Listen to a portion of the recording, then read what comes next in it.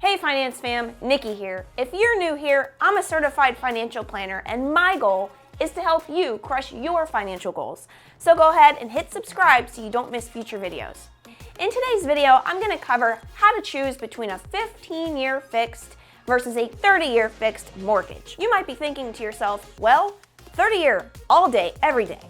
Let's keep that mortgage payment as low as possible. Well, let's unpack this, shall we? There are definitely some things to think about if you're looking to reach certain goals and build long-term wealth. First of all, this decision 100% depends on three main things. 1, your cash flow. 2, your goals. And 3, if you're a saver or a spender.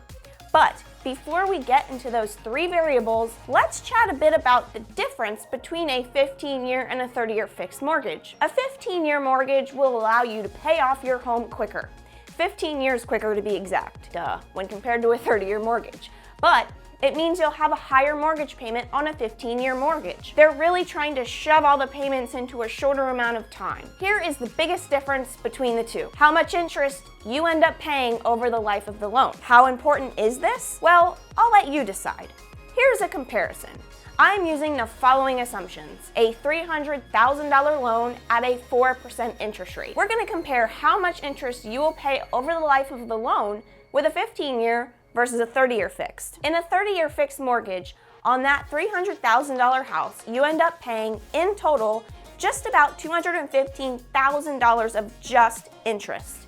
Your total payment for the $300,000 house, including the interest, ends up being about $515,000 total. All right, so let's compare that with a 15-year mortgage. You end up paying in total a lot less interest on the same house, only about $99,000 of interest. In total, when the loan is paid off for the 15-year fixed, you've paid about $399,000 total for your $300,000 home. So, by choosing a 15-year fixed mortgage, you end up paying 116% less, or a little over half the interest than if you had a 30-year mortgage. Back to our three variables: your cash flow, your goals, and if you're a saver or a spender.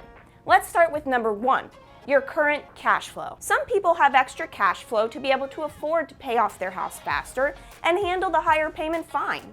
Others may not. It's important not to stretch yourself past your means, because that leads to trouble with bad debt or maybe having to tap into precious home equity. We don't want that. So, consider your budget and ability to afford that higher payment and make sure it's a reasonable thing for you to handle if you're looking to pay off your house fast. Moving on to variable number 2, your goals. If you know you're gonna be in your house forever and you know you want to eventually pay it off and own it outright, then a 15-year mortgage could help you reach your longer-term goals better. Why? You pay over $100,000 less in interest. What could you do with $100,000? It's hard to have that vision though when you see how much more your mortgage payment will be versus a 30-year fix. Another thing that could affect this decision is maybe you'd rather take advantage of the lower interest on a mortgage, take that extra cash flow and invest it elsewhere where you may get either a higher return or simply diversify your wealth somewhere outside of real estate. What if you want to cash flow your property by eventually renting it out? The less interest you pay on the home could lead to higher overall returns. Goals matter, and there is no right or wrong here. It's just doing what works for your life. Okay, variable number 3, if you're a saver or a spender.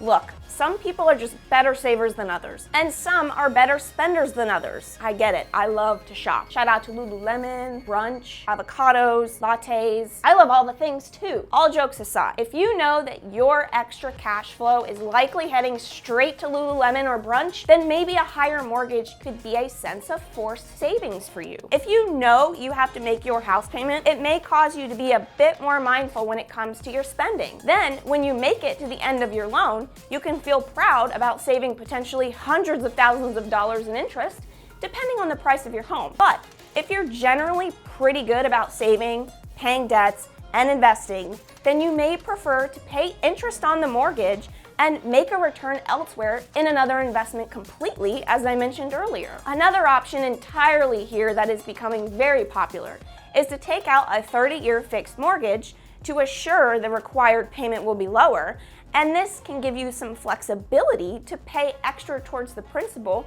whenever you can. Ultimate flexibility, everybody wins. But keep in mind, when you send in extra money, make sure it goes towards the principal only and not the interest. So, to recap, choosing between a 15 and a 30-year depends on three main factors. 1, your cash flow.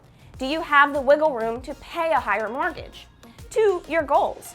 Are you gonna wanna own the house for a very long time? Is your goal to cash flow the property one day and make a return? Does it make sense within your investing plan to put extra cash flow elsewhere and maybe diversify your investments? 3, if you're a spender or a saver. A 15-year could be a type of forced savings that may help you in the long run. That's it, Finance Fam. I hope you found this helpful. If so, share, share, share. Help me spread the knowledge. I'll see you next time.